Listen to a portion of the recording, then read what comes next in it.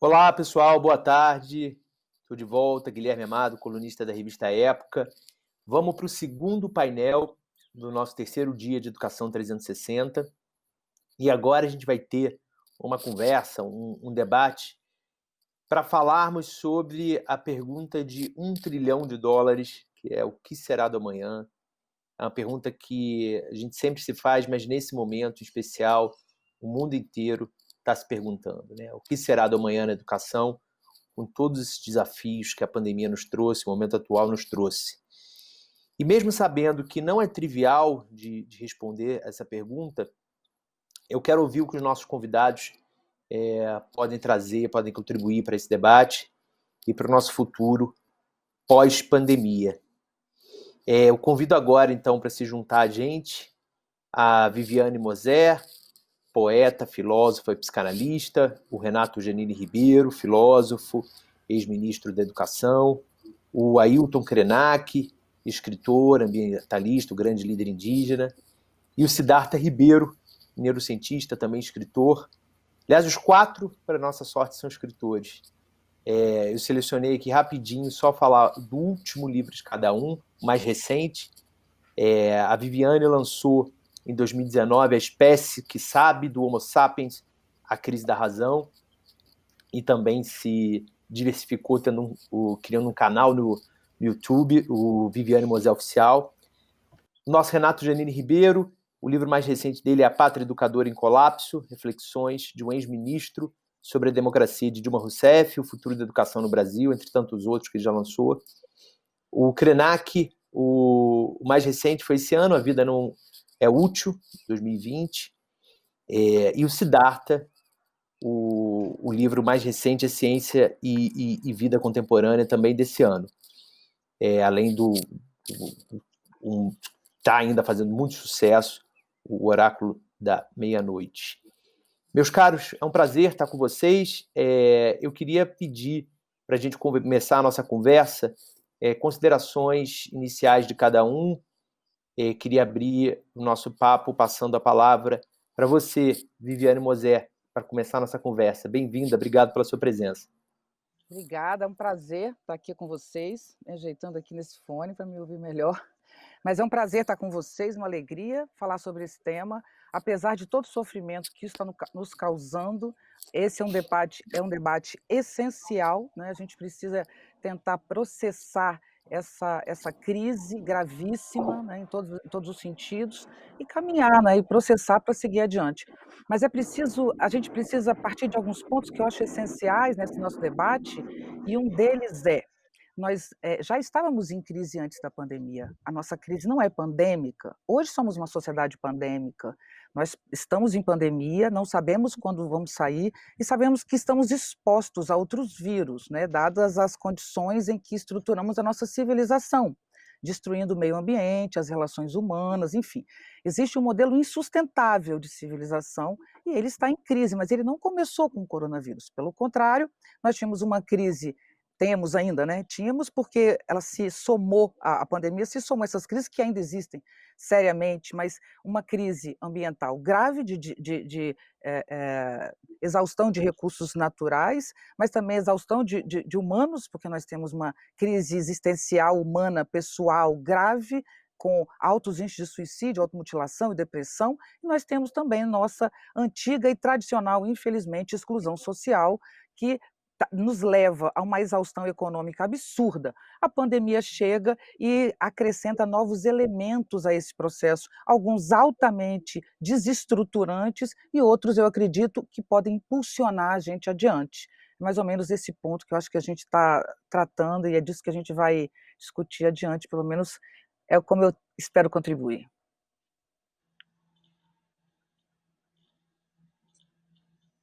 Pronto, agora com o fone ativado. Obrigado, Viviane. Eu passo a palavra para o Renato. Ministro, prazer falar com o senhor.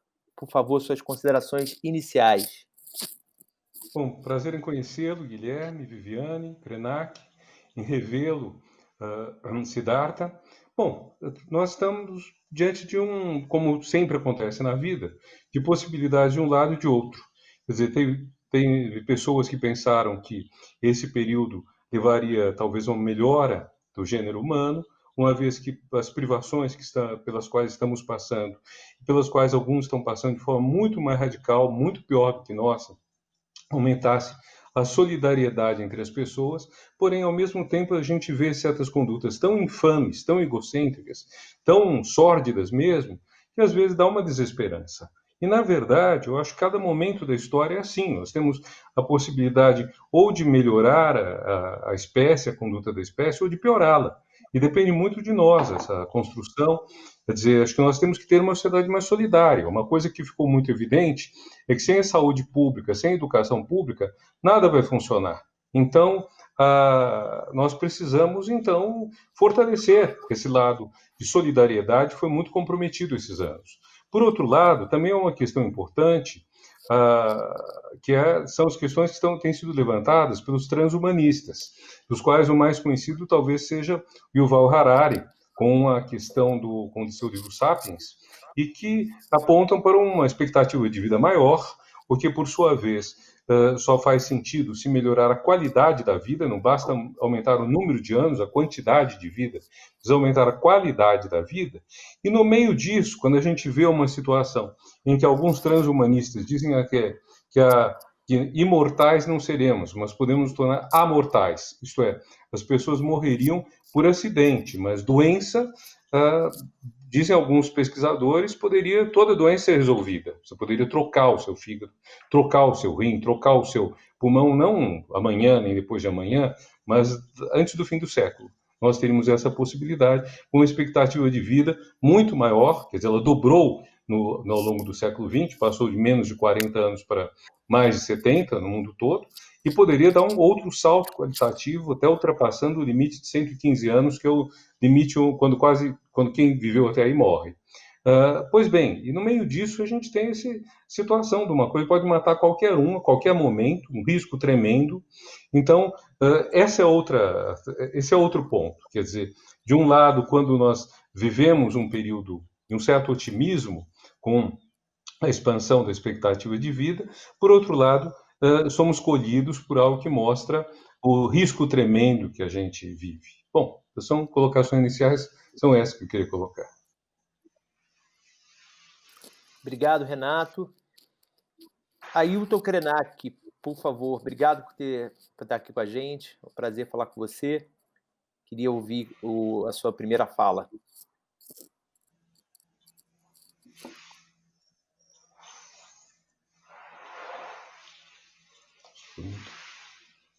Eu não estou ouvindo o Ailton, não sei se o áudio dele está fechado. Está fechado.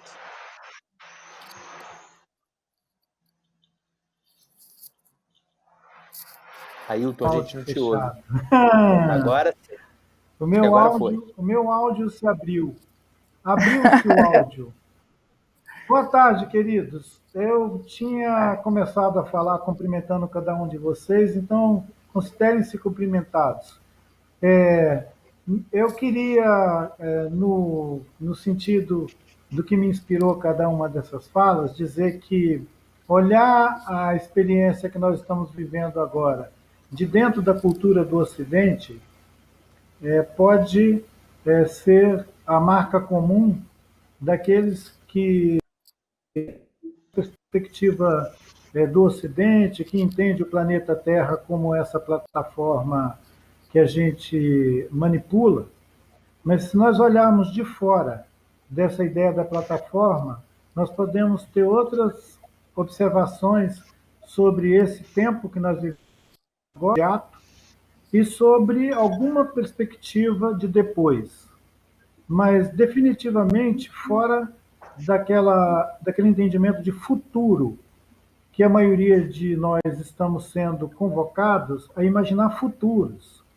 E talvez, além do valor milionário da pergunta do dia, esteja também um outro valor milionário, que é como escapar dessa ontologia chapada do Ocidente que acha que entende o mundo e que o mundo se adapta à sua perspectiva, inclusive temporal, achar que existe tempo.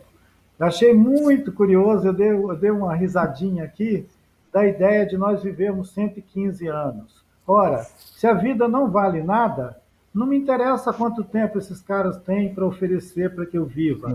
Uma vida inútil era melhor que a gente deletasse o Sapiens e desse entrada para outras experiências, para além dessa experiência tão reduzida, tão reducionista, que o Ocidente encapsulou.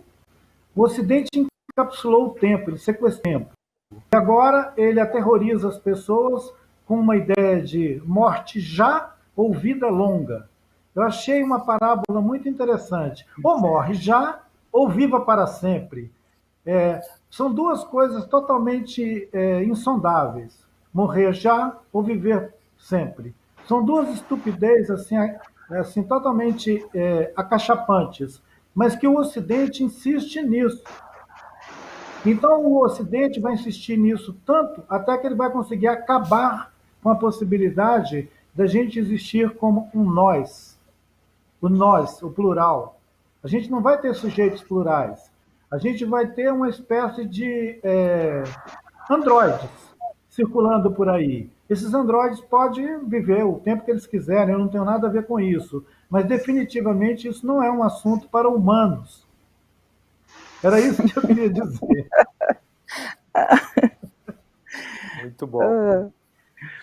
Siddhartha, prazer falar com você agora virtualmente aqui. A gente se falou pelo WhatsApp outro dia. Agora estamos no face-to-face aqui. Por favor, queria ouvir as suas contribuições iniciais. Obrigado, Guilherme, pelo convite. É um prazer estar de volta, encontrar todos vocês, Viviane, Renato e Ailton. Quando eu conversei com o Ailton há uns meses, ele me deixou tão desconcertado e eu fiquei esse tempo todo pensando e sentindo muitas coisas que ele falou e tudo que a gente falou até agora tem alinhamento, a gente está concordando, mas os pontos de vista são diferentes. O ponto de vista que o Ailton está colocando é o ponto de vista do desastre gigantesco em curso, que é quase inexorável.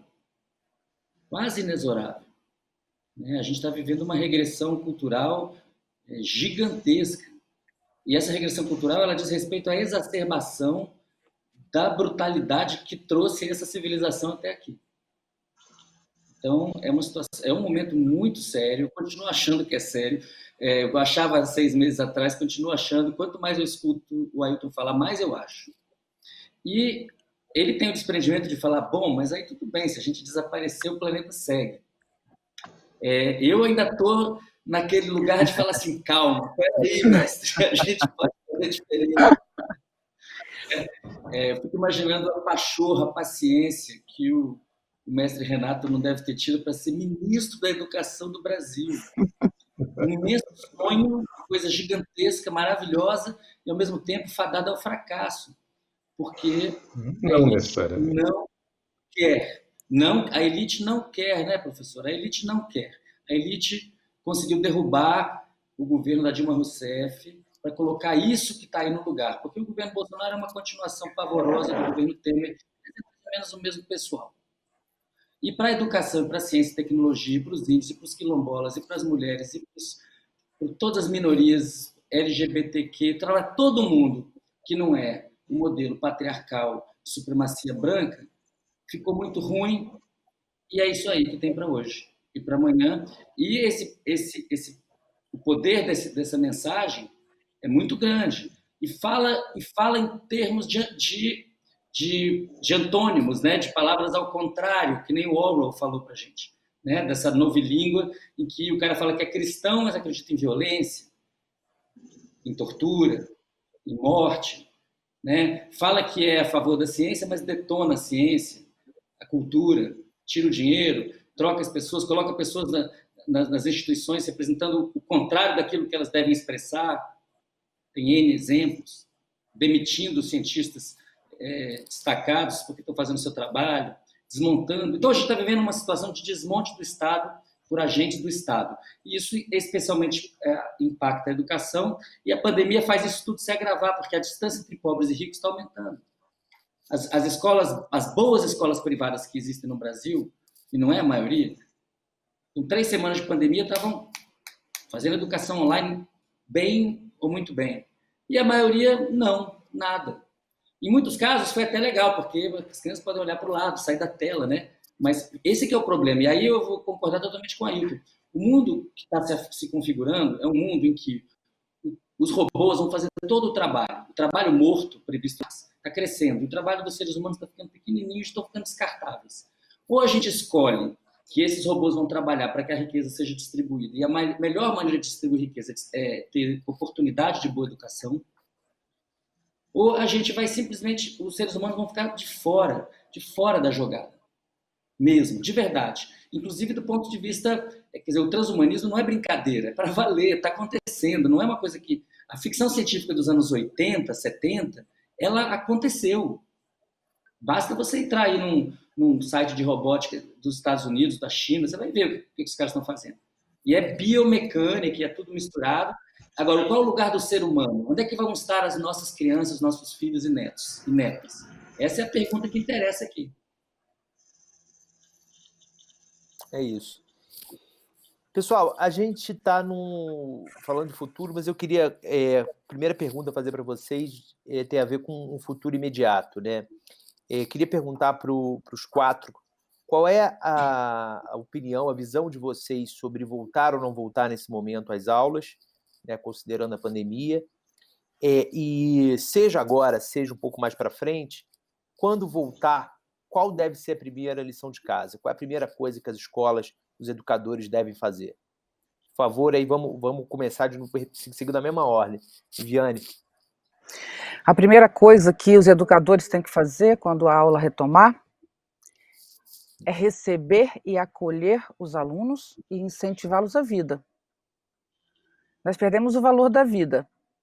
Como diz o Siddhartha, e eu concordo plenamente, estamos num processo de transhumanidade, estamos num processo de transformação do trabalho humano enfim, isso aí abre muitas portas, porque é interessante, inclusive, que a gente possa não trabalhar tanto, né?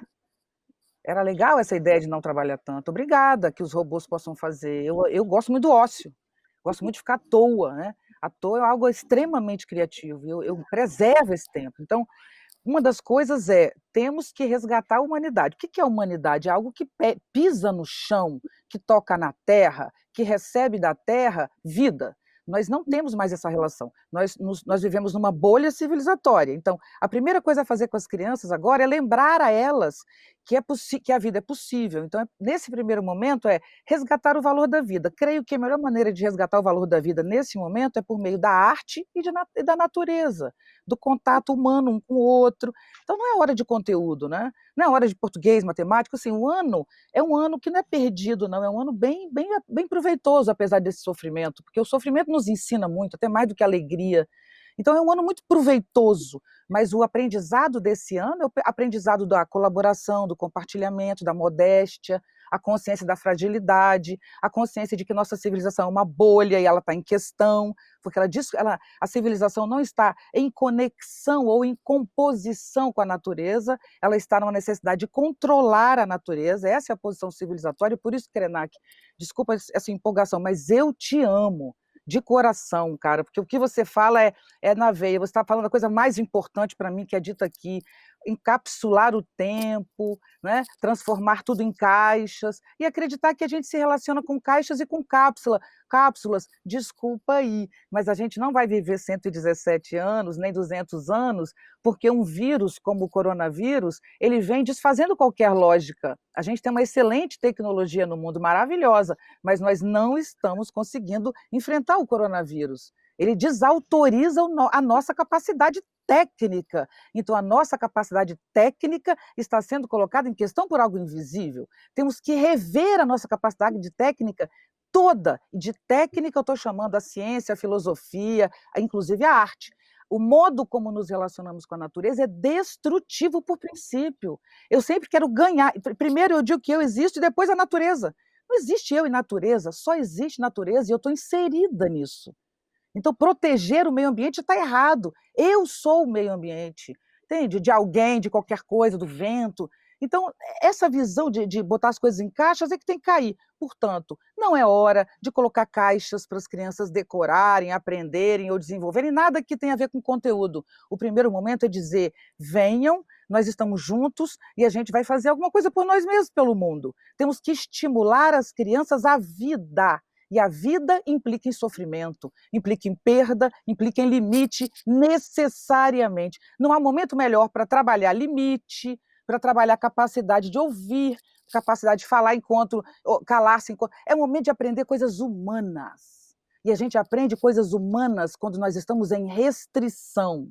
Temos um prédio em ruínas e um em construção, e eles são o mesmo. O que a gente vai valorizar agora?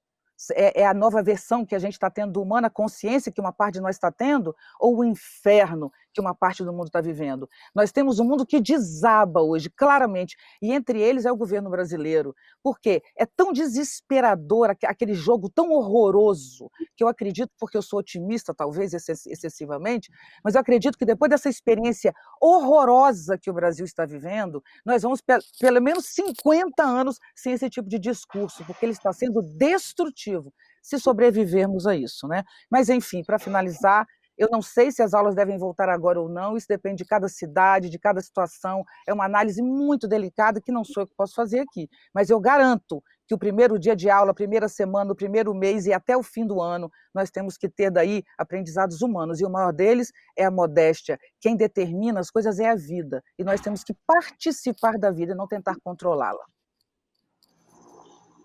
Obrigado, Viviane. Renato, há alguns anos essa decisão caberia a você, se ela tivesse que ser tomada lá atrás como ministro da Educação. Deve-se voltar, não se deve voltar, e voltando, qual deve ser a primeira atitude das escolas e professores? Olha, primeiro, se deve voltar ou não deve voltar. Eu penso que a primeira coisa, as escolas têm que ser preparadas para a volta. Você tem que ter uma preparação. Então, existem questões muito específicas. Os banheiros estão bons? As escolas estão com banheiros limpos, decentes, que comportem que todo mundo vá? Você vai ter sabonete, vai ter álcool, vai ter papel higiênico, que muitas vezes não tem. Agora é uma questão de vida ou morte, não é uma questão apenas de limpeza. A higiene, nesses casos, é decisiva para a pessoa sobreviver ou não. Tem funcionários na escola capazes de cada 2 horas, digamos, limpar com cândida todo o ambiente escolar? Quer dizer, vão contratar pessoas para, assim, para fazer esse trabalho que vai na linha contrária dessa de despedir funcionário público, de combater funcionário público, desprestigiar funcionário público. As escolas têm janelas, todas as salas têm janelas para circulação de ar. São questões muito simples, muito óbvias, e, no entanto, não vejo as secretarias dizendo isso. Nas escolas públicas que tem perto da minha casa, eu perguntei para as pessoas que estão na rua, que guardador de carro, funcionários de bar, de restaurante, perguntei, vocês viram alguma obra sendo feita? Nada. Então, a discussão não pode ser abstrata, não pode ser em tese, não pode ser precisa ter. Primeiro de tudo, você tem que ter garantias de que as crianças e adolescentes, de que os professores e funcionários tenham a saúde e a vida preservadas o mais possível. Então, essa é uma questão que, inclusive, eu acho que os jornalistas deveriam verificar, deveriam ver. As escolas da cidade do Rio, da cidade de São Paulo, de outras cidades, estão sendo preparadas para isso, as secretarias estão fazendo isso. Na verdade, como você disse, aludiu, o Ministério que deveria estar capitaneando tudo isso, deveria desenhar os protocolos, tudo, o que é necessário. Outra coisa, é necessário também você ter uma curva descendente nos contágios e nas mortes, porque a Europa adotou, na França, por exemplo, 15 dias ininterruptos de descenso nos contágios e mortes. Se você não tem isso, você não tem certeza. Nós ficamos 3 meses acima de 1.000 mortes por dia, e com talvez subnotificação. E nós estamos agora, há mais de um mês, em torno de 800, e não baixa. Então, tudo isso são os pré-requisitos. Para a sua primeira pergunta, voltar ou não voltar? Quanto à volta, gostei muito do que a Viviane disse, acho que tem isso, mas a primeira coisa que eu faria, eu tenho insistido isso em outros lugares também, a primeira coisa que eu faria na escola ou em qualquer ambiente de trabalho, eu acho que as pessoas se reunirem, sabe, não vai dar matéria, não vai chegar e dizer paramos na equação tal, ou então paramos no sei lá o quê, né, na independência do Brasil? Não, a primeira coisa é como vocês passaram esse tempo. Como foi? Como vocês suportaram essa situação horrorosa? E todo mundo abrir o coração. Parece, não é piegas isso, nem romântico, é realista. Porque se a gente não fizer as pessoas dizerem os medos, os pavores que tiveram, isso vai ficar trabalhando perversamente dentro delas. Nós vamos ter pessoas que vão carregar dentro de si, talvez pela vida toda, um trauma tremendo, porque isso é um trauma. Trauma quer dizer pancada. É uma pancada que nós levamos no coração, na psique, em tudo. Então, esse é um momento, sim, eu acho que preparar para cooperação, aprender com a restrição, como a Viviane disse, é muito importante. Agora, antes de tudo, nós temos que dar voz ao sofrimento, sabe? Para que o sofrimento possa ser superado. Você não supera o sofrimento sem dizê-lo. Na verdade, isso é muito antigo, né? Em termos da cultura, desde a tragédia grega, você tem a ideia de catarse. De certa forma, você tem que fazer uma catarse coletiva. Você tem que fazer as pessoas dizerem o que foi tão ruim, os medos que tiveram, os medos que têm, as perdas que eventualmente tenham tido. Gente, isso não é brincadeira, é uma situação horrível. Então não dá para encarar isso de uma maneira puramente técnica. Não dá para dizer, não aprendeu. Nessa altura, a questão de como você vai dar os conteúdos ou ensinar as competências que seriam necessárias, isso é depois. Primeiro, nós temos que garantir que a escola volte com segurança para as pessoas que estudam ou trabalham lá. E, segundo, que ao voltar, as pessoas sejam tratadas como seres humanos, não como peças de engrenagem. Isso vale também para qualquer empresa. Eu acho que tem um posto de gasolina, um supermercado, um escritório. Ao reabrir, deveria ter essa conversa de todo mundo, do chefe até o funcionário que ganha menos. Isso, nós temos uma chance de humanização das relações que, infelizmente, está sendo desperdiçada. E que na escola a gente tem que, pelo menos, tentar lutar para que na escola isso não seja desperdiçado. Certo. Krenak, voltamos, não voltamos, e como voltamos? E aí queria, inclusive, te pedir também, se você puder, nessa resposta, comentar como que está a situação da educação entre os povos indígenas, né, nos territórios indígenas. A gente fala muito da saúde indígena nesse momento da pandemia, mas a educação é uma coisa que a gente tem falado pouco. Você pode trazer esse olhar para a gente?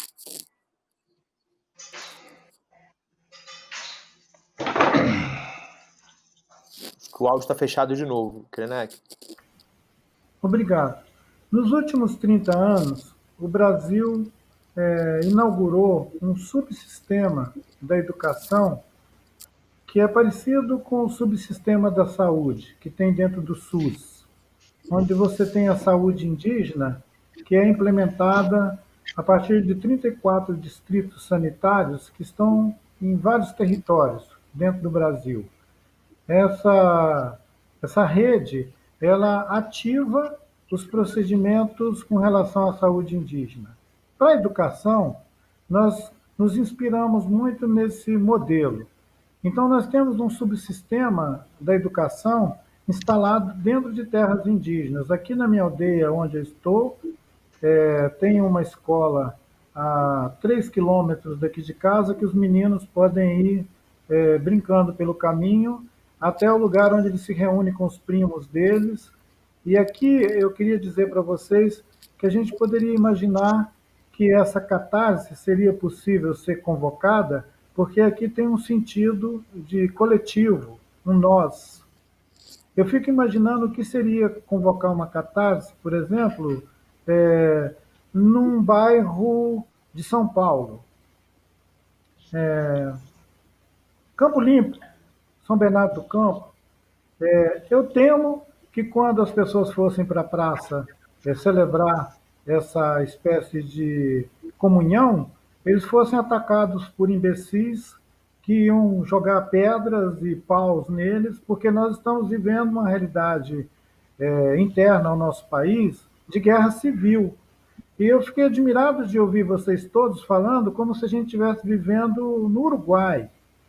Lá no Uruguai daria para a gente fazer tudo isso que vocês estão pensando com relação a cuidado, humanização da relação da escola com o estudante. As nossas escolas no Brasil, elas são uma espécie de pequenas cadeias, costumam parar viaturas policiais nas portas para dar batida nos meninos e, eventualmente, entrar dando tiro dentro da sala de aula. Vocês estão vivendo no mesmo país que eu mesmo? Vocês não viram policiais socando crianças no corredor, dando tiro na cara de professor, enxotando o cidadão?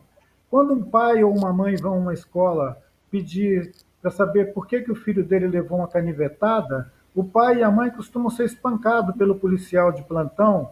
Então, as escolas viraram uma espécie assim, de delegacia, subsistema da delegacia. Nós estamos falando de subsistemas. O Brasil ele é governado por subsistemas. Tem sistemas, tem subsistemas, então isso está instituído. Eu acho que é muito importante que a gente não perca a perspectiva dessa crítica à realidade que nós estamos vivendo. Independente da pandemia, as nossas escolas já estavam destruídas. Quando os estudantes fizeram o movimento e ocuparam as escolas, eles mostraram caixa d'água podre, bicho morto nas caixas d'água, os meninos usando a água na torneira que vinha de verdadeiros reservatórios de coisas podres, as salas de aula, os laboratórios. Nós sabemos que isso todo foi desmontado desde o governo Temer e foi desmontado deliberadamente. A gente tem um desmonte da infraestrutura de governança do país. Então, a gente não pode ficar fazendo de conta que a gente está no Uruguai. Tem hora que eu fico até pensando, nossa, esse pessoal do Uruguai é tão bacana, a gente podia copiar alguma coisa deles. Então, nós estamos mal parados, nós estamos numa guerra civil. Se vocês não quiserem admitir que é uma guerra civil, porque não tem ninguém passando correndo aí na sua rua dando tiro, sai da sua rua, vai para a periferia que você vai ver que o pau está quebrando mesmo. Tem lugar que é tiro mesmo. Então, a coisa é o seguinte, vamos admitir, pelo menos que nós estamos vivendo uma guerra cultural. A professora Conceição Evaristo, na abertura do Festival de Inverno aqui da UFMG, ela disse que antes da pandemia, nós já estávamos vivendo o pandemônio. Aí ela explicou o que era pandemônio. Pandemônio, quando um coletivo se reúne, um grupo de pessoas se reúne para fazer o mal. Então, nós tivemos um grupo de pessoas que se reuniu para fazer o mal e tomou o governo do Brasil. Se vocês quiserem me apresentar alguma pessoa que vocês consideram que é um cidadão que está em cargo de mandato no Brasil, por favor, me dá um nome. Olha, as pessoas que estão governando o nosso país, todos eles estão sendo investigados, ou por assassinato, ou por roubo. Então, vocês querem dizer que a gente tem um governo que vai orientar a retomada da escola e que as nossas criancinhas vão andar no meio desses caras, armados até o dente? No subsistema, que são as escolas indígenas, nós temos uma maneira de decidir as coisas por consenso. E quando a aldeia decide que as crianças não vão ser aglomeradas nem na beira do rio, nem dentro de uma sala de aula, isso é respeitado. E aqui não tem atividade de levar as crianças para uma escola. O que está sendo feito aqui é que os professores, que de serem os tios, primos, avós desses meninos, estão indo na casa deles, levar a eles uma provocação para eles pensarem sobre o que está acontecendo. E nós somos uma reserva com 130 famílias, aproximadamente 500 e poucas pessoas. A gente não precisa se amontoar em lugar nenhum.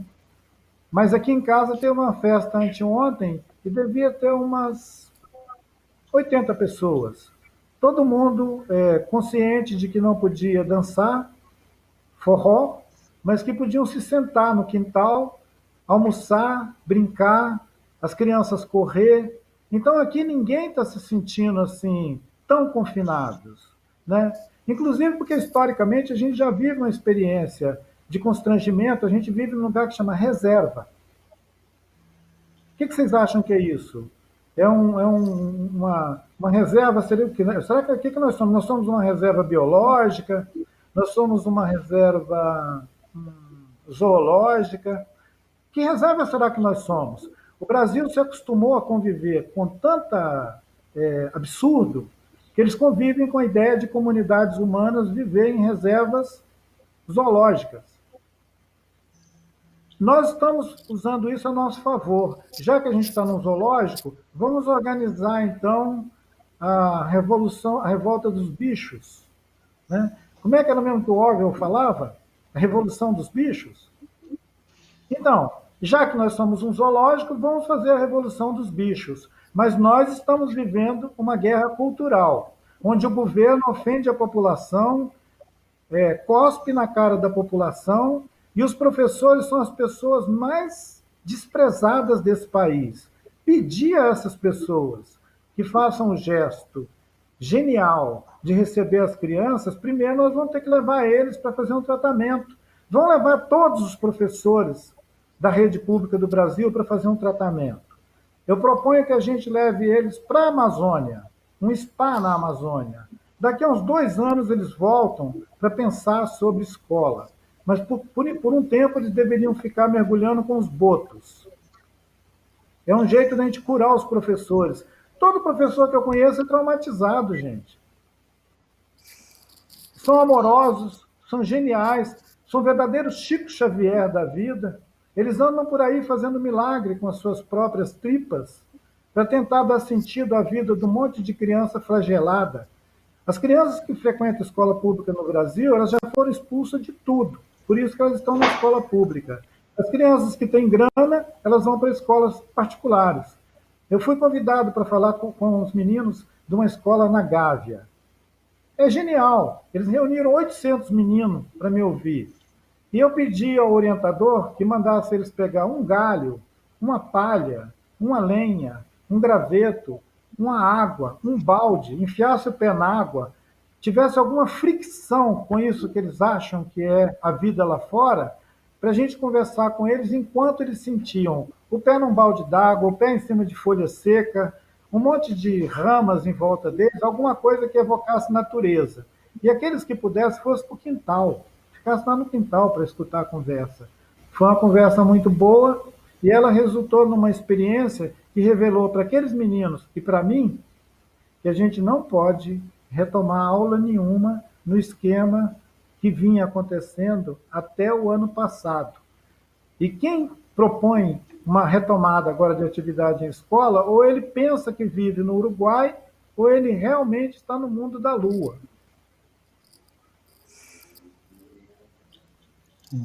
Siddhartha, por favor. É muito bom, esse papo é muito necessário. É isso aí mesmo, a escola é um negócio que há 5.000 anos os sumérios inventaram essa história de ter um adulto em pé e um monte de criança sentada copiando. E, na prática, o que a escola virou, no Brasil, é uma ferramenta de exclusão social. Né? Porque algumas pessoas têm todo tipo de oportunidade e, na verdade, são muito bem preparadas até para testes que não chegam a ser feitos, porque elas vão ter o caminho pavimentado pelas relações familiares que têm de riqueza. Né? O caminho dos ricos é muito fácil, mas muitos ricos se capacitam porque têm oportunidade. E, né, para o resto da população, é isso que o Ailton falou, isso que ele está falando. Né? Professores, professoras totalmente esgarçados, trabalhando em 3, 4 lugares, ganhando nada, com um monte de crianças ou jovens que não são seus filhos, sendo agredidos, agredidas. E isso que o Elton está falando, né? Quer dizer, é a Agatha Félix no alemão indo para a escola e tomando um tiro numa Kombi, o tiro da polícia. É a polícia entrando na casa das pessoas e matando crianças. Então, assim, se a gente olhar para isso com a lente da maioria, é uma desgraça completa e precisa, como o Elton está falando, não pode voltar a ser o que era. O que era muito ruim. O que aconteceu? Nas escolas particulares, naquelas que são boas, que são a minoria, o pessoal aproveitou para botar conteúdo, para passar no Enem, para dar mais um passinho para frente, para ficar mais distante ainda, para aumentar a desigualdade ainda mais. Não estou dizendo que as pessoas fizeram isso de caso pensado. É a lógica do sistema, uma lógica de predação, de competição, né? E que emula um jeito também de fazer essas coisas lá dos Estados Unidos, lá da Europa, muito dos Estados Unidos. É um momento muito difícil, porque a massa está aí, desconectada das suas raízes ancestrais, dos saberes populares, né? Não sabe de onde veio, não sabe para onde está indo, só tem o tempo presente, como diz a Eliane Brum. No tempo presente faz qualquer negócio, você troca por qualquer 600 dinheiros. Não tem problema. Por quê? Porque não tem futuro. Então, isso tem a ver, inclusive, com esse movimento, Liberte o Futuro.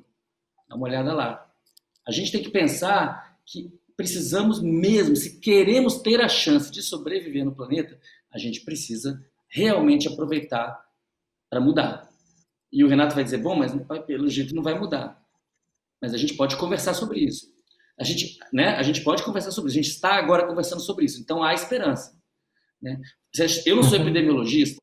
Se você olhar a curva é uma curva só e há controvérsia se ela está achatada. Parece que pode ser, mas em alguns lugares não. E a segunda onda está vindo no planeta inteiro. Então deve vir aqui também. Pode ser que a gente não sinta a segunda onda, que a gente continue no platô. Então, eu não sendo epidemiologista, mas olhando para a curva, eu falo, bom, como é que vai voltar? Vai voltar, vou juntar todas as crianças na escola, que fizeram em Israel, botaram no ar-condicionado, ficou todo mundo doente. Eu acho uma loucura. Eu acho muito legal o que a Viviane falou, eu acho muito legal o que o Renato falou, eu acho que o primeiro dia dessa retomada, quando acontecer, passa por todo esse caminho que vocês levantaram. Acho que ela passa também, e aí toca no Krenak, é que talvez a maior coisa que a gente possa fazer com as nossas crianças agora é tentar entender por que a gente chegou nisso. Quais foram, desde as questões mais proximais, então o que é um vírus, como é que ele se propaga, por que está nas vias aéreas superiores, por que vai para lá, tem um receptor, falar de proteína, tem muita ciência porque a ciência empodera, a ciência liberta. Se as pessoas entenderem melhor o que está acontecendo, a gente se prepara, inclusive, para as próximas pandemias que estão vindo aí. Porque aí vem as questões mais distais. Por que a gente está tendo toda hora um problema com vírus que vem da vida silvestre? Porque a gente detona a vida silvestre, como o Brasil está fazendo com as terríveis hidrelétricas na Amazônia, e não apenas. Então, aí a gente tem uma oportunidade para fazer o acolhimento, para tratar do trauma, para fazer política com P bem maiúsculo, e falar, o planeta não aguenta, a gente precisa mudar esse esquema. E se as crianças estão passando por esse grande trauma, porque 2020 vai ficar na memória de todo mundo, que fique mesmo, que a gente use isso para transformar. Porque se for para voltar do jeito que estava antes, a gente sabe que não vai durar, e aí a gente entra no vaticínio do Ailton. A gente está tentando evitar adiar o fim do mundo, né, Ailton?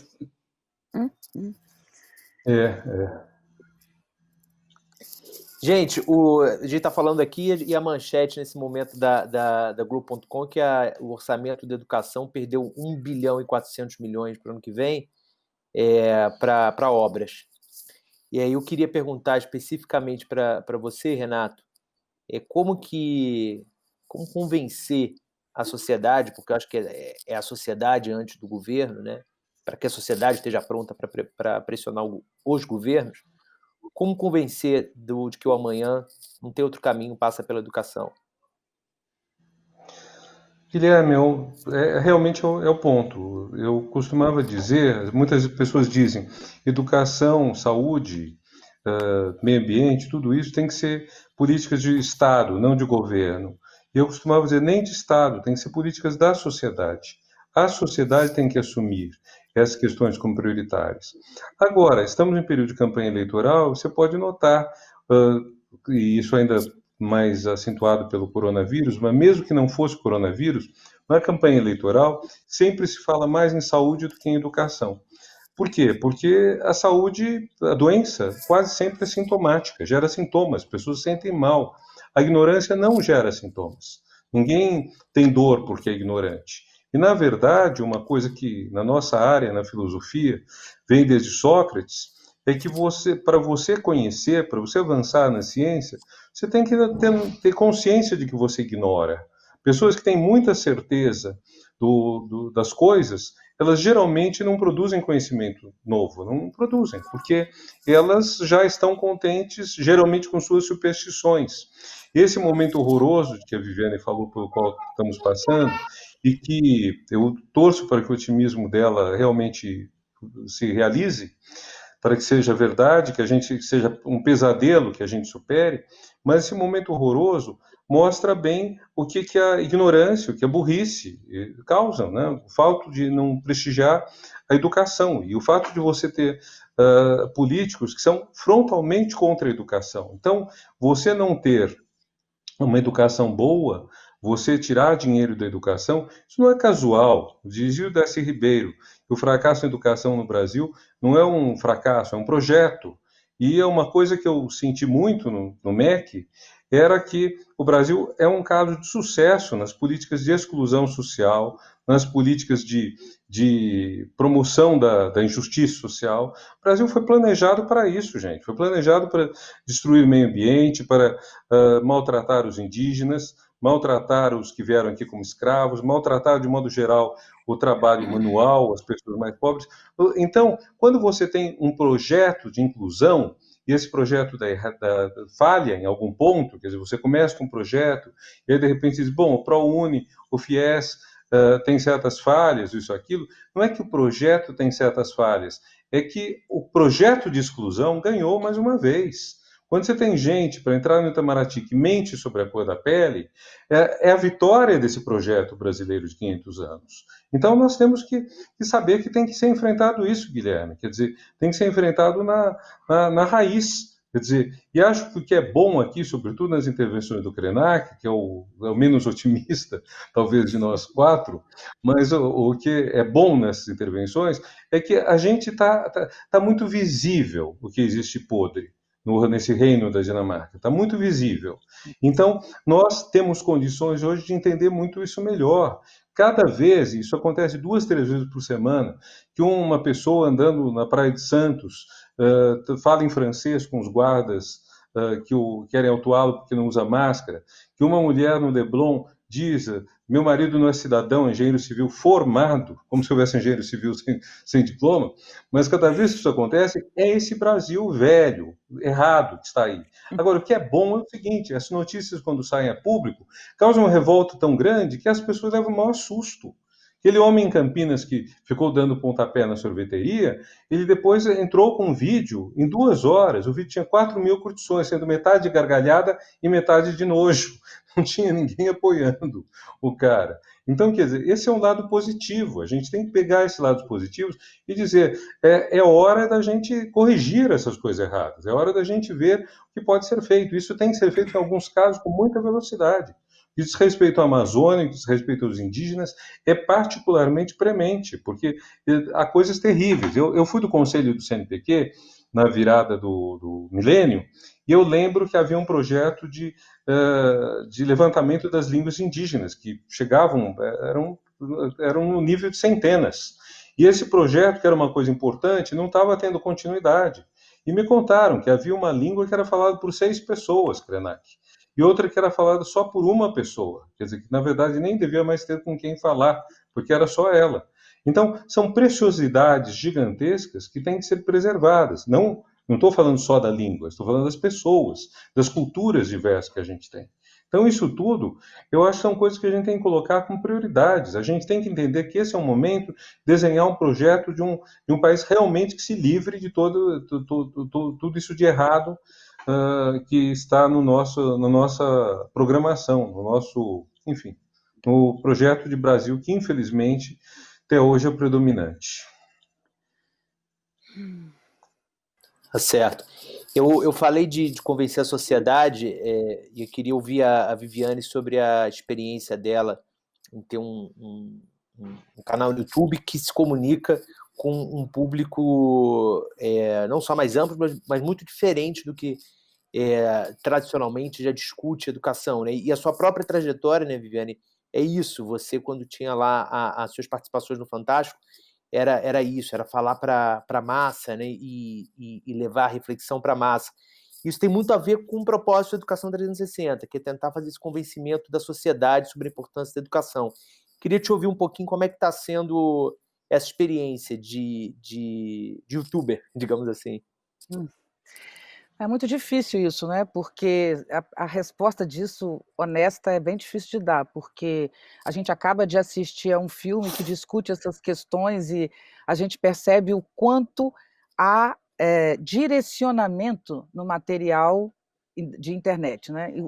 O quanto a gente é manipulado com isso. Então, na verdade, eu acabei de compreender de que modo, por exemplo, eu posso ter uma grande quantidade de seguidores, né, que eu já tenho alguns, bem menos do que muita gente, mas as pessoas estão ali me seguindo, mas na verdade elas estão ali me seguindo apenas para estar expostas à venda de um produto, entende? E eu não gosto de fazer essa ponte. Então, essa questão que hoje é muito presente nas redes sociais, isso é extremamente incômodo para mim. Então, nesse momento, eu tenho dúvidas do que fazer com esse rumo, porque, na verdade, nós vivemos uma sociedade em plena desintegração. E a sociedade em rede é literalmente o que predomina. A gente tem que entender a lógica da sociedade em rede. Então, hoje, a manipulação que existe na rede é tão grande que é muito difícil identificá-la, né? Então, muitas vezes está fazendo um trabalho altamente honesto, mas esse trabalho está sendo manipulado de diversas maneiras. Então, isso produz uma angústia muito grande. Então, eu tenho um canal e realmente me interessa falar e volto a produzir, a publicar, mas acho que a sociedade em rede, não necessariamente um canal, não necessariamente as ações pulverizadas que a gente cria, mas é mais do que nunca urgente a gente ter noção do que é o poder nessa sociedade contemporânea. As relações de poder se transformam muito nessa sociedade, e a gente tem que ter clareza disso. Então, como lidar com as novas mídias é a nossa questão. Nós temos hoje uma guerra acontecendo, uma guerra, e a maior parte da nossa guerra acontece no domínio da virtualidade. Os assassinatos acontecem ali, o sofrimento humano que é produzido na internet é inacreditável. Alguém tem culpa? Não. Não tem alguém que você vai lá e pegar essa pessoa, manda prender essa pessoa. Não dá, porque é um sistema novo. Então, minha visão de tudo isso nós temos uma sociedade em rede e ela é um ganho, é assim que eu a vejo, um ganho, porque ela democratiza as relações, ela torna tudo horizontalizado.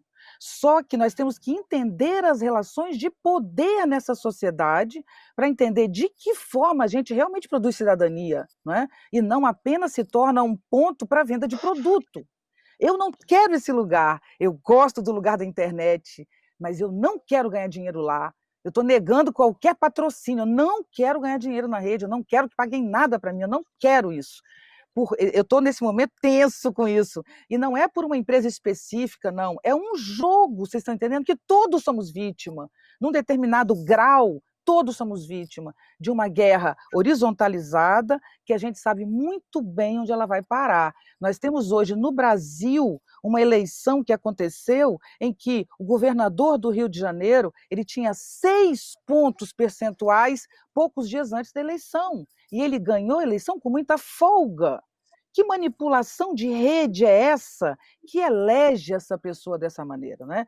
Que jogo foi esse que elegeu as pessoas no Brasil hoje? Então, nós estamos falando de sociedade em rede, de relações de poder na sociedade em rede. E mais do que nunca, eu falo muito sobre isso, e eu vou insistir aqui, sem culpados. Eu não estou aqui para apontar culpado, não, porque somos vítimas todos. Então, tem um jogo que vai trazendo, vai engolindo, e vai engolindo. Eu não estou dizendo, gente, que não tem gente nesse jogo que o manipula e outro que é manipulado. Sim, mas as relações na rede são tão pulverizadas que até uma pessoa em casa, reproduzindo algo que ela fez, está envolvido num outro jogo muito maior do que ela possa perceber. Então, essa pulverização aparente da internet, ela não é nada livre, como a princípio parece, né? Ela responde a jogos de poder que se organizam todos os dias. Então, o meu tema principal hoje, filosoficamente falando, o que eu penso as relações de poder na sociedade em rede, de que maneira você é manipulado sem perceber.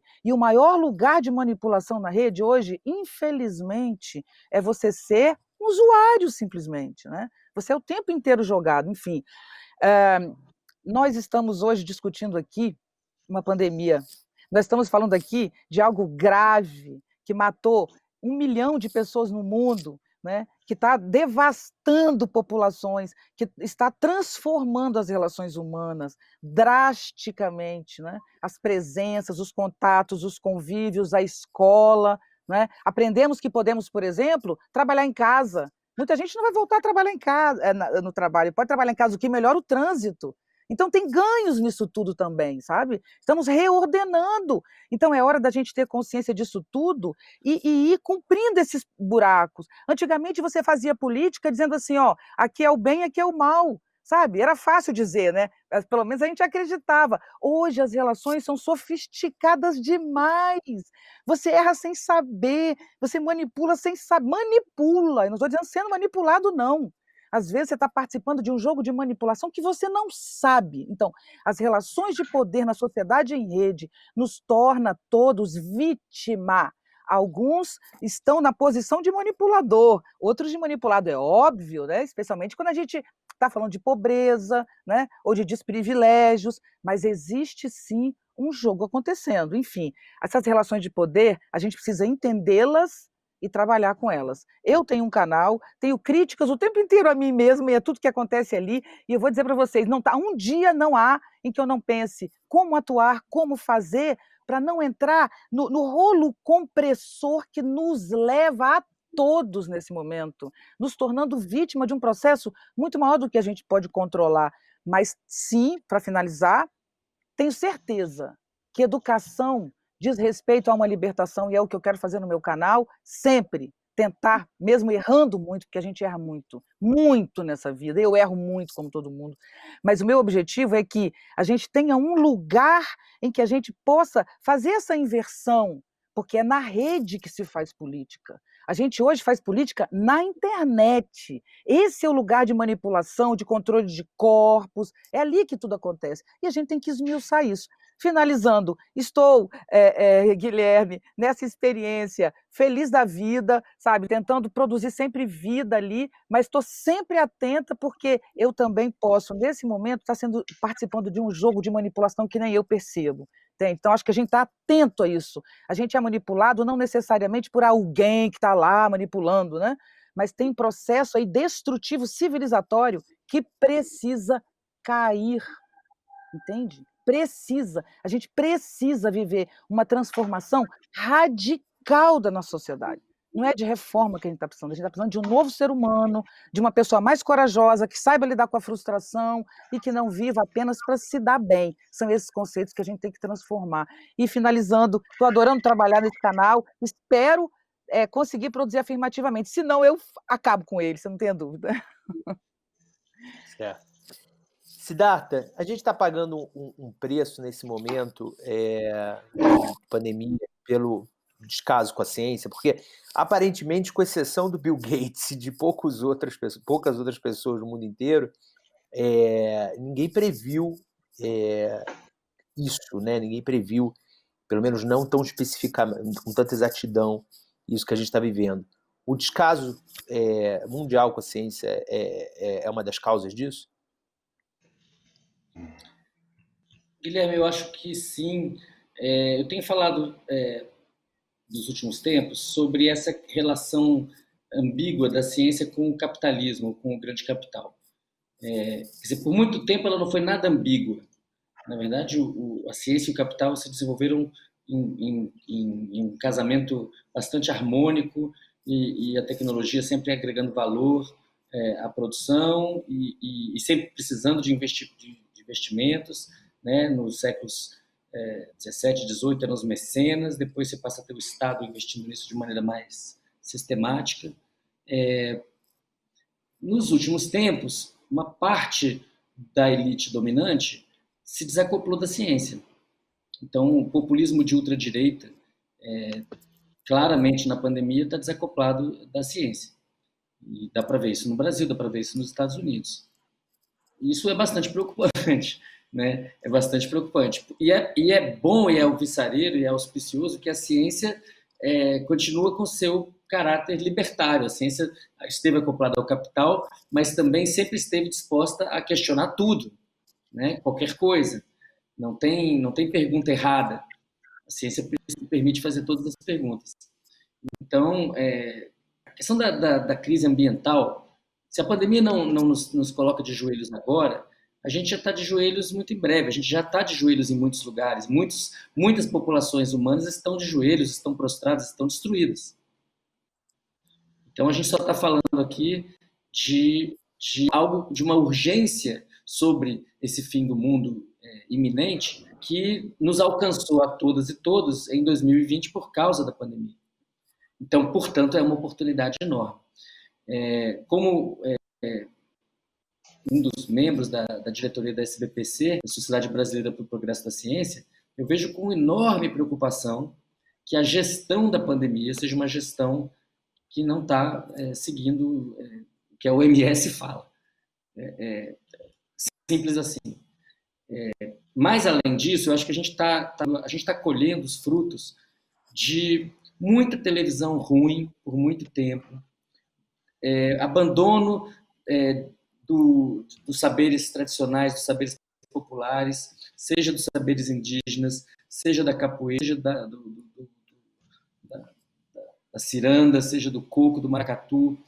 Aquilo que faz da gente brasileiros, brasileiras, vem sendo abandonado, e abandonado inclusive no âmbito da escola, de maneira muito clara, em prol de uma ideia de mundo que o Ailton chama de ocidental, né? Falando, olha, é uma ideia de mundo que coisifica tudo, encapsula o tempo, que acaba com a possibilidade da felicidade, todo mundo é uma ferramenta, é uma maquininha, tudo que você tem que almejar na vida é conseguir ser uma maquininha.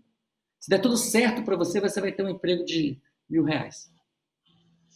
Isso daí é uma pobreza muito grande, não honra os nossos ancestrais. Foi muito difícil sair do Paleolítico inferior, chegar no Paleolítico superior. O pessoal de 20 mil anos atrás tinha coisas refinadíssimas. As populações ameríndias têm coisas refinadíssimas de convívio, de saber conviver uns com os outros, e que a gente está enfiando os pés pelas mãos, fazendo é patético o que está acontecendo. Foi patético, tem sido patético o desempenho do Bolsonaro na presidência, é patético o Trump na presidência. O debate que ele fez com o Biden foi patético, levou aos limites a desmoralização da figura de líder. Eu aprendi com um antropólogo muito bom da Unicamp, Antônio Guerreiro, que os cala-palo, e eu presumo que isso seja assim, que sei que isso é assim em muitos outros grupos, o chefe, para falar, tem que ser humilde, tem que botar a mão na cabeça, olhar para o chão, falar com uma voz baixa. Essa falta de compostura da liderança e o desacoplamento do conhecimento, não estou falando mais nem da ciência, do conhecimento, isso ainda pode nos matar a todos. A gente tem que ficar esperto e reagir com coragem, com as ideias claras, e criando alinhamento entre grupos que não estavam alinhados. A gente vai precisar de novos alinhamentos. Certo. Krenak, chegou uma pergunta aqui direcionada para você, que é sobre o currículo escolar, que a gente não tem ainda como obrigatória a história dos povos indígenas. Não há uma história conjunta e portanto, generalista, né? Mas a história de povo a povo, da maior diversidade de povos possíveis. Como por exemplo, já é obrigatória a história da África, né? Queria te perguntar se você, como é que você vê isso, né? Se deveria se tornar obrigatória essa inclusão. E outra pergunta, em que medida que esse governo e a forma como ele trata os povos indígenas, né? Em que medida isso pode despertar na sociedade brasileira como um todo uma maior preocupação com os povos indígenas e deles como parte do restante do país, e não apenas como uma coisa, como você falou, um assunto de uma reserva, né? Uma coisa ali colocada de canto. Em que medida todos nós podemos nos sensibilizar mais frente ao descalabro que a gente está vendo?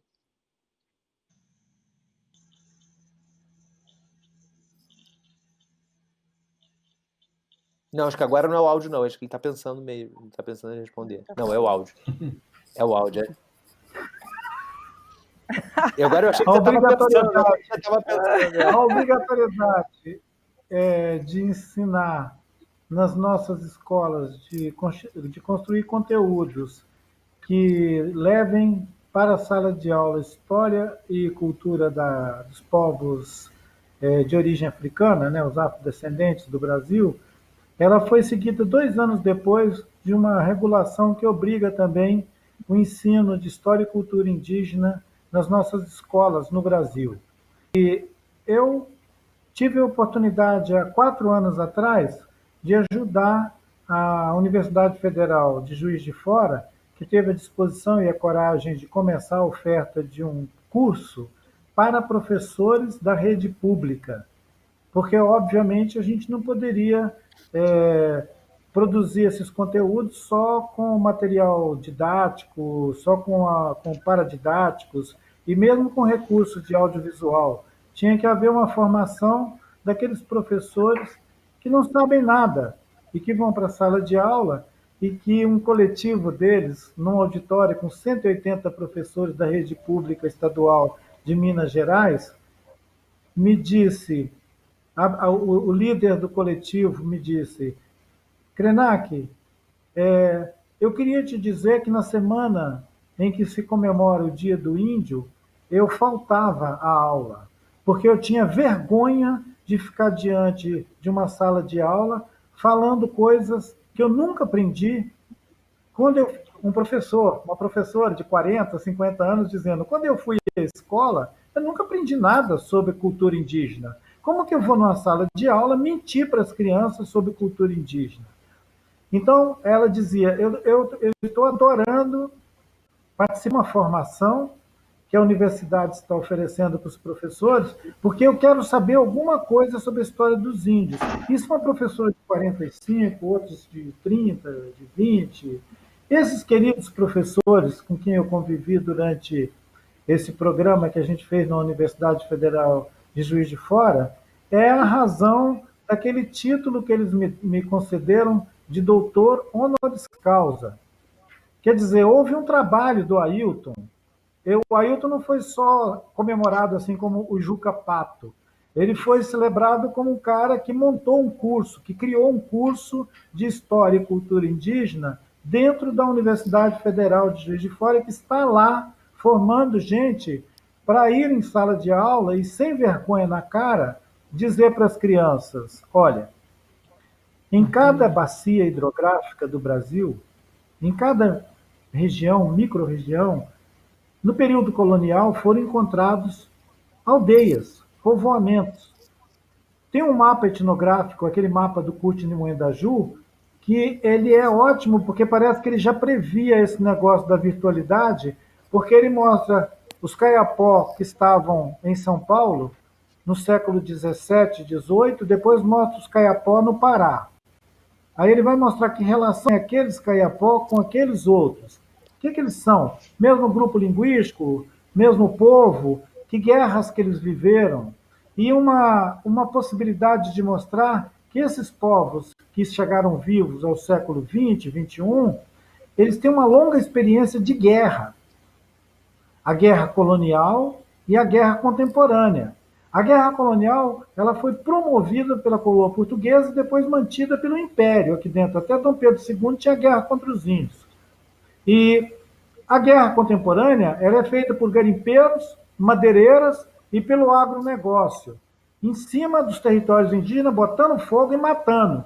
Então, eu disse numa série sobre guerras do Brasil que os povos indígenas nunca tiveram trégua, que a gente está em guerra desde que os portugueses chegaram aqui e invadiram esse território. Essa perspectiva histórica de que a gente sempre esteve dentro de uma guerra, ela pode parecer um apelo exagerado ao conflito e sugerir que eu nunca vivi em paz com os portugueses. Na verdade, sejam gregos ou troianos, eles vieram invadir a minha casa. E não me interessa o sotaque deles. Eles vieram destruir esse território e matar o meu povo.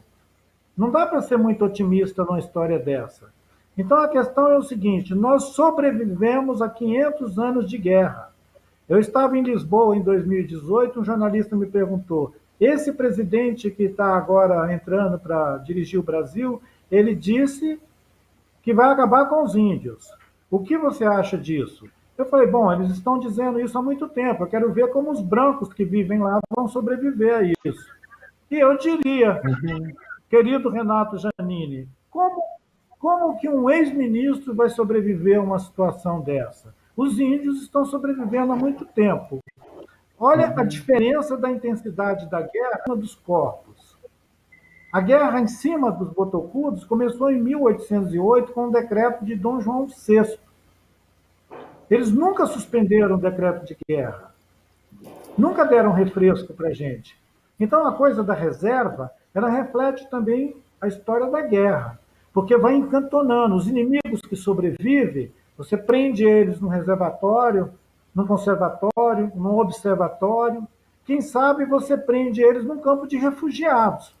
Como nós não tivemos o status de guerra, a gente ficou refugiado dentro do nosso próprio território.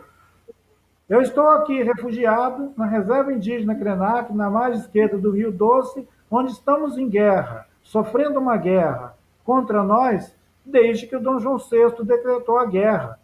E os netos dele, os filhos dele, ninguém suspendeu essa guerra, não. Eu me encontrei com o Joãozinho, aquele lá de Paraty, lá no Alto Rio Negro, em São Gabriel da Cachoeira. E os nossos jornalistas, amigos que estavam acompanhando a gente, queriam fazer uma brincadeira. Então eles disseram, Joãozinho, o seu tataravô nunca pediu desculpa e nunca suspendeu a ofensa contra o povo botocudo, que é o povo do Krenak. Por que vocês agora, que estão aqui no Alto Rio Negro, se confraternizando, por que você, como representante da família real, não pede perdão ao Krenak pela agressão que vocês fizeram historicamente contra o povo dele? Aí o Joãozinho riu, todo mundo brincou, que é um pouco da maneira da gente dissimular a nossa guerra permanente, que não suporta que os povos originários reivindiquem o direito de viver, de conviver com os estrangeiros que vieram para cá. Então, assim, a gente reivindica o direito de conviver. E esse direito de conviver é o tempo inteiro sabotado. Ele é sabotado na saúde, na educação, em tudo, na segurança, no latifúndio, no minifúndio. Então, é tudo assim uma tremenda de uma engrenagem cruel. Quando eu olhei a perspectiva vasta, pensei o mundo para além do Brasil, eu comecei a me animar. Ideias para Adiar o Fim do Mundo é um primeiro toque que eu dei numa questão que é o seguinte, é irrelevante para mim que a aldeia Krenak seja no Brasil. Ela podia ser no Afeganistão, ela podia ser no Azerbaijão, ou podia ser ali, ó, no Paraguai. Então eu consigo ter uma perspectiva de mundo independente do GPS. Eu olho o mundo hoje como uma coisa que eu quase consigo apreciar ele como uma esfera assim sobre a mesa. Eu olho e falo, caramba, nós estamos numa roubada que não tem fim. Do ponto de vista ambiental, a contagem da nossa capacidade de dar comida, produzir alimento e cuidar uns com os outros, ela vai entrar em colapso daqui a mais ou menos 30 anos. As mudanças climáticas não param, gente. As mudanças climáticas disparou e não para. Não tem nada que a gente possa fazer, nem se a gente plantar 1 trilhão de árvores no mundo, nós vamos parar a mudança climática.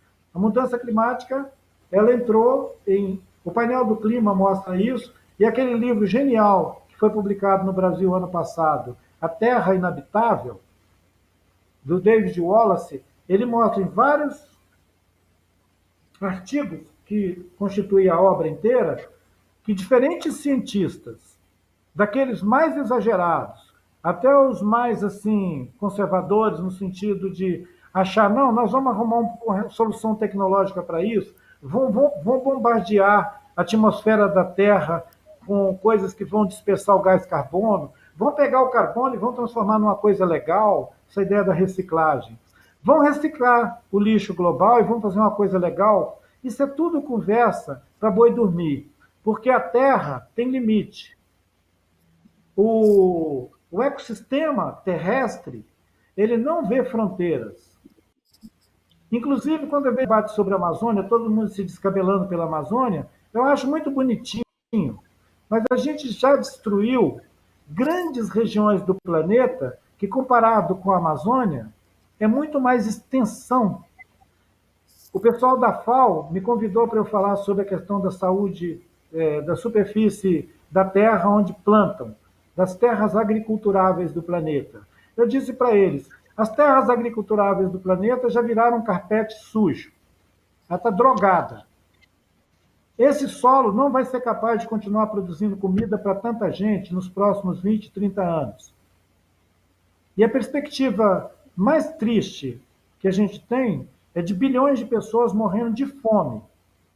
Essa conversa de que a gente produz muito, que o agro é top, que a gente vai dar comida para todo mundo, é mentira.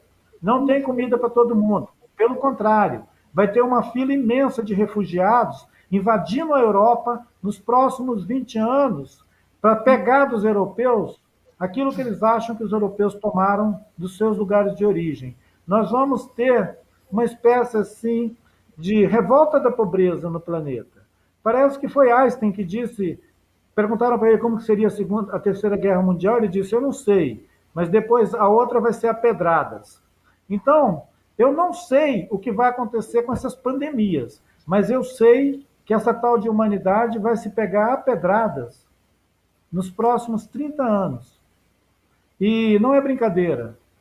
Quem viveu 500 anos de guerra, é interessante que ouçam que essa gente que sobreviveu a 500 anos de guerra estão pensando que vai acontecer nos próximos 50 anos. Como a gente sempre viveu em condição de sobrevivência ameaçada, eu queria dizer a vocês que eu sou otimista.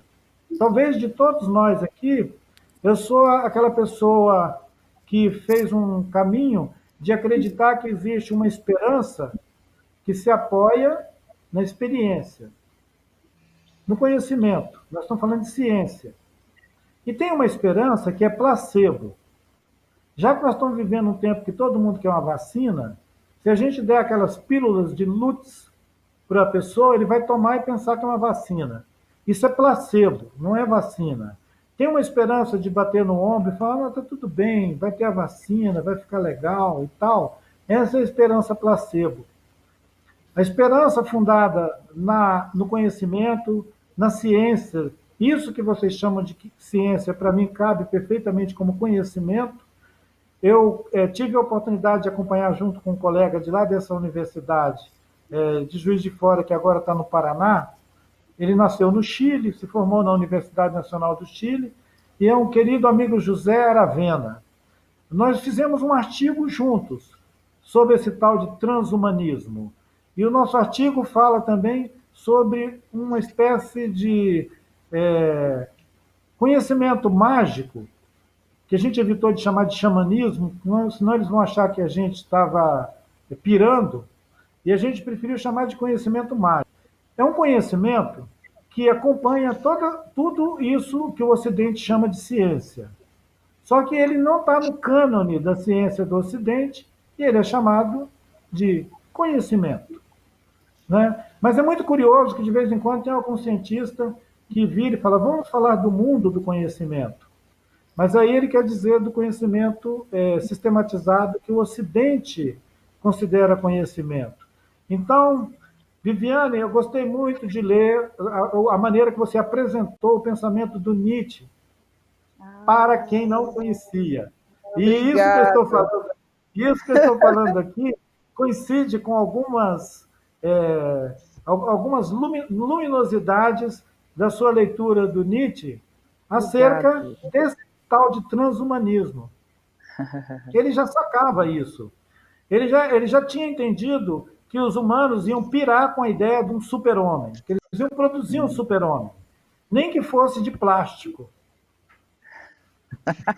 Então, assim, nós vamos produzir um super-homem, nem que seja de plástico. Mas eu não estou interessado neles. Tem um indígena que deve estar fazendo uns 80 anos agora, ele fez um movimento índio-americano na década de 60, foi preso e passou todo aquele aperto, porque o tio Sam é o seguinte, ele deixou os índios naquelas reservas, os índios escaparam da reserva e criaram um movimento que era o Indian Movement, lá americano, e que juntou os conselhos indígenas todos. E tinha muito intelectual indígena. E tinha um camarada que, pela linhagem familiar dele, e por ele ser daquela linhagem de grandes guerreiros que enfrentaram os soldados americanos, ele fazia umas falas que eram muito ouvidas pelos parentes todos. E ele disse o seguinte: quando tudo estiver acabado nessa confusão com os brancos, talvez sobre algumas pessoas em alguns altos de montanhas, em cumes de montanhas. Eu imagino uma família, depois que tudo acabar, com uma aldeia lá em cima, no alto dos Andes. Isso parece uma profecia. O nome dele é Russell Means. O Russell Means foi preso pela polícia americana, pelo FBI, pela CIA, pela KGB. Todo mundo infernizou a vida dele. Mas ele continua otimista e ele acha que quando o mundo acabar, vai ter uma tribo vivendo em algum lugar no alto dos Andes ou em algum pico nevado pelo planeta fora. E ele diz, porque essas pessoas se especializaram em vida e os outros se especializaram em morte. E quem vai sobreviver a tudo são aqueles que se especializaram em vida. Parece um pouco aquela parábola do menino que perguntou para o avô dele: tenho 2 lobos brigando dentro de mim. E o avô dele disse: o que vai sobreviver é aquele que você alimenta. Se essa humanidade só está alimentando predação, boa sorte. Eu vou continuar alimentando vida. A perspectiva de um nós, de um plural nós, nesse mundo, está exausta. Não tem nós. Só se for um nó, sem plural. Um nós, a percepção de uma coletividade, gente, ela não existe nem no centro da Europa. Um lugar super privilegiado do planeta, eles não se pensam como nós. Quando eles tentaram fazer a União Europeia, todo o esforço de constituir a União Europeia, toda hora tem um sabotando. Ou é a Inglaterra que sabota, ou é a Irlanda, um está sabotando. Então, assim, é uma sociedade anônima de sabotadores geral. Essa sociedade anônima de sabotadores, ela não vai ter um nós, ela não vai construir um sujeito coletivo.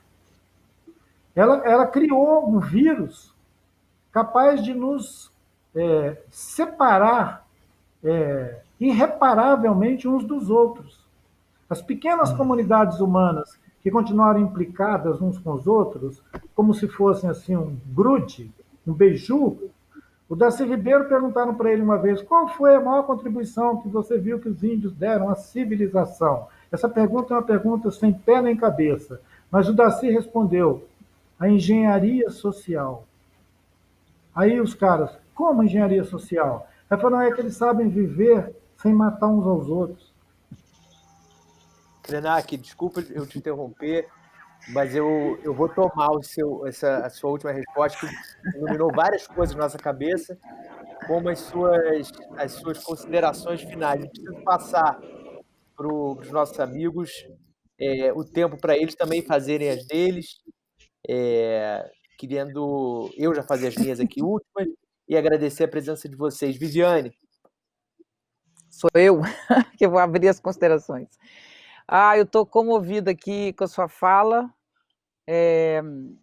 Você vem de um outro lugar. Isso é um fato. Não apenas de um lugar de indígena, mas de um outro lugar intelectual, de um outro ponto de vista, de uma outra perspectiva. E se tem uma coisa que a gente precisa quando a gente está num inferno conceitual como esse, porque o nosso inferno não é só físico, né? É uma falta absoluta de saída, de desrespeito, de modéstia. Falta tudo, a gente vive num momento muito difícil. Nesse momento, a gente precisa resgatar algumas coisas, e você traz algumas coisas bem fundamentais para a gente. Mas, enfim, estou comovida com a sua fala, não consigo nem fazer a minha. Amei o que você disse, você mexeu comigo, me tirou água dos olhos. As considerações finais são: nós vivemos uma pandemia, ela parte ela traz uma doença que nos coloca em questão como sociedade. Ela é uma representação da natureza, quer dizer, ela é própria da vida, né? É um vírus, a gente está falando de um vírus, não foi ninguém que inventou, isso vem da própria vida, e a civilização está em questão. A gente não pode negar isso, né? Não pode negar isso. A gente não pode fingir que isso não está acontecendo. A gente não pode achar que isso é apenas uma reforma. Não. A gente tem que entender que nós estamos literalmente no fundo do poço. Há possibilidades de sair desse fundo do poço? Há possibilidade, sim. Mas isso implica numa transformação radical do ser humano. Radical, especialmente em suas pretensões conceituais, né? Porque a gente criou um modelo de conhecimento que é superior a nós, superior, e que nos oprime e nos diminui. Então, o conhecimento só é válido quando ele produz vida, quando ele produz expansão da existência, né? Um conhecimento que nos diminui não é muito interessante. E nós somos vítima de um desenvolvimento intelectual marcado pela exclusão. Então, pensar é excluir. E isso é grave, é grave. Nós trabalhamos com uma linha conceitual, essa linha que divide de um lado o bem e outro o mal. Me desculpe, mas essa linha não existe, porque o que é mal também é bem, o que é bem também é mal. Então, não tem como negar que a vacina é um vírus atenuado. Então, você cura a doença usando a doença. Quando que a gente vai entender que as coisas não se opõem, que não existe o bonito e o feio separado, que tudo isso é conceito, é invenção e é modo de manipulação social. Nós somos apenas uns seres que nascem e morrem, passam pelo mundo. A gente tem que resgatar essa humanidade mínima que nos caracteriza. Essa arrogância científica, intelectual, nos levou a um desenvolvimento intelectual tão grande, tão extenso, que nos humilha, nos diminui. É o conhecimento intelectual que nos diminui, sim. As crianças hoje decidem se matar porque o suicídio é absolutamente cruel hoje com crianças e adolescentes. 40% nos últimos anos suicídio de crianças. Sabe por quê? Porque as crianças se agarram a um tipo de modelo lógico, racional, que não tem vida. Cadê a vida no conhecimento e na ciência? A gente abre mão da vida para controle dos corpos. Nós estamos em risco de extinção da nossa espécie. É uma realidade, a gente não pode fingir que isso não está acontecendo. Ou a gente encontra uma relação mais harmônica com a natureza, e natureza implica no nosso próprio corpo, implica na relação saudável com a gente mesmo, com a nossa própria existência física, e entendendo que nós, como humanos, não existimos sozinhos. Sinto muito se você não gosta dessa ideia, eu sinto muito, mas nós somos interdependentes, nós precisamos criar modelos de participação, e somos uma sociedade da exclusão. Então, nós temos que entender que nosso conhecimento intelectual nos trouxe esse inferno. É um inferno. E não é um inferno cristão que eu estou falando, não, porque eu não uso essa referência. Inferno no sentido popular, no sentido dos nossos corpos queimando, literalmente, por chuva ácida, por desrespeito à natureza, por conflitos nas favelas, por desrespeito absoluto ao corpo e à vida.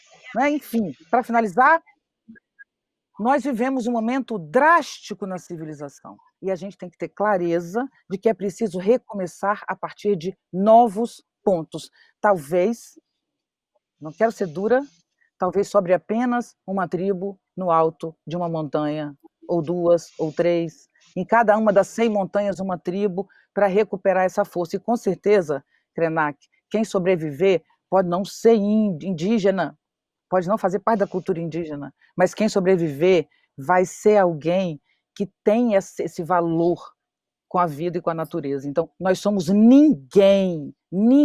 Só um detalhe, desculpe, Gisele Bündchen escreveu um livro sobre depressão e suicídio que vem de uma loucura. A mulher mais linda, que tem milhões, que mora em mansões imensas, escreve como ela se entristece porque não consegue lidar com a vida. Estamos fazendo tudo errado, ok? Tudo errado. Ou a gente entende essa pandemia como um ponto de virada, ou talvez a gente não consiga sobreviver como espécie. Sim, eu concordo com você, Krenak. Talvez só sobre um grupo lá em cima. Mas como eu sou otimista, eu tenho certeza absoluta, apenas por otimismo, mas eu tenho absoluta certeza que sairemos dessa melhores, mais fortes, mais modestos, do que somos.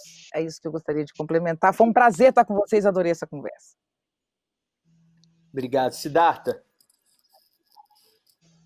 Bom, gente, eu acho assim, eu tenho falado, você falou sério, não vou falar do inferno cristão, eu tenho falado muito de cristianismo, pelo seguinte, né, a maioria da população brasileira, a imensa maioria da população brasileira, se autodeclara cristã.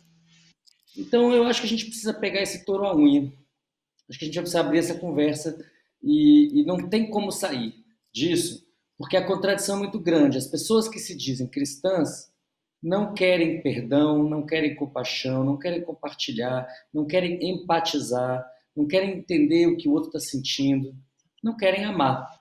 A única coisa que eu sei é que essa contradição vai acabar com a gente se a gente não se organizar. As igrejas tomaram o lugar que antes era dos sindicatos, que antes era de outras organizações sociais, e muitas das funções dessas organizações são feitas pelas igrejas. A questão do suporte social, de uma comunidade em torno da pessoa. E elas tomaram de assalto a mente das pessoas, de muita gente no Brasil. E as pessoas estão aceitando qualquer tipo de orientação, se ela vier com um trechinho da Bíblia, do Velho Testamento, claro, associado a ela. Então, existe uma literalização do pensamento das pessoas que beira a psicose. Porque o problema é esse, quando a pessoa não consegue simbolizar mais nada e aí fica tudo literal. A situação é complicada, porque, por um lado, os dirigentes são os irmãos Metralha, e, do outro lado, a massa está dominada por uma máquina de produzir sentido que associa qualquer coisa a 3 linhas, 4 linhas desse livro aí, que é a edição, inclusive, que eles escolheram. Isso é uma falcatrua, isso é um buraco, é uma casca de banana ridícula, mas a gente caiu nesse buraco. E, infelizmente, esses pentecostais, evangelistas, essa coisa, esses adoradores do Deus Dinheiro, que falam em nome de Cristo, mas que na verdade são fariseus, isso tudo cresceu no mesmo período em que a educação brasileira florescia muito, que a ciência brasileira florescia muito, que a cultura florescia muito, na primeira década desse século. Cresceu nas barbas dos progressistas, em alianças com os progressistas, e a gente se deu muito mal. Agora a gente vai ter que ir lá e ter essa conversa. Então, quem não se considera cristão ou cristã, porque, enfim, não adere, pode pelo menos utilizar a base comum que nos faz brasileiros e brasileiras. Base comum. A maior parte das pessoas tem uma base comum, ética, que está sendo violada nesse momento pelas práticas dessas pessoas, desses governantes, desses pastores e pastoras, tipo Flor de Lis. Está na hora, deu. A gente vai precisar entrar nessa briga e eu queria terminar dizendo isso. A revolução é amor. Se a gente for capaz de pegar essa ideia lá do Cristo ressuscitado e falar, vamos nos amar aqui, vamos compartilhar, aí eu concordo com a Viviane, a coisa vai. Se não, aí eu concordo com o Ailton, a coisa não vai. Renato, por favor, suas considerações finais. Bom, muito bom participar dessa reunião. Angela Merkel disse que nós estamos na pior crise desde o fim da Segunda Guerra Mundial, concordo. É o pior momento nesses 75 anos.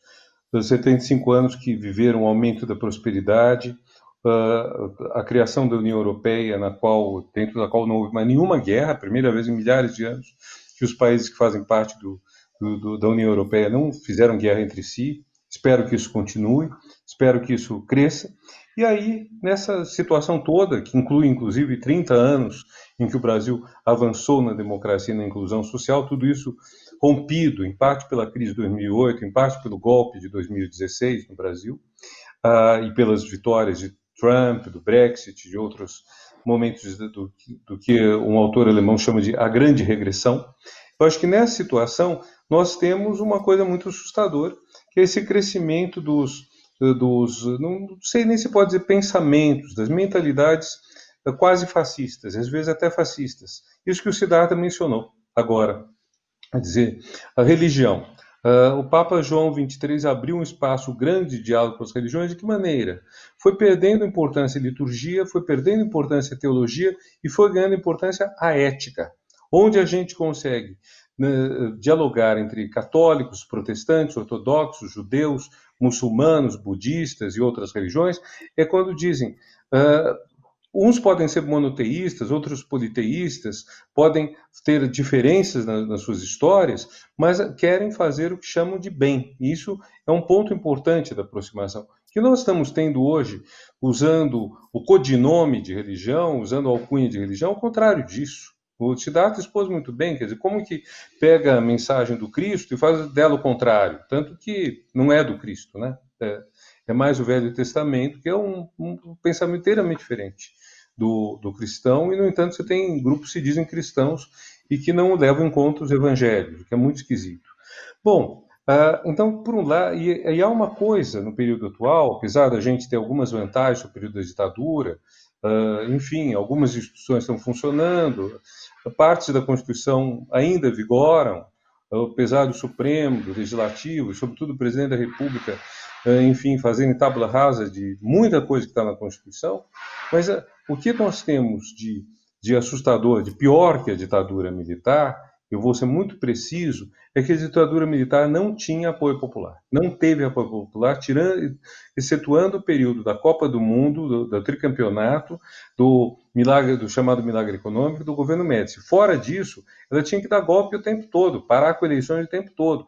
E aí, de uns anos para cá, nós passamos a ter uma extrema-direita com apoio popular.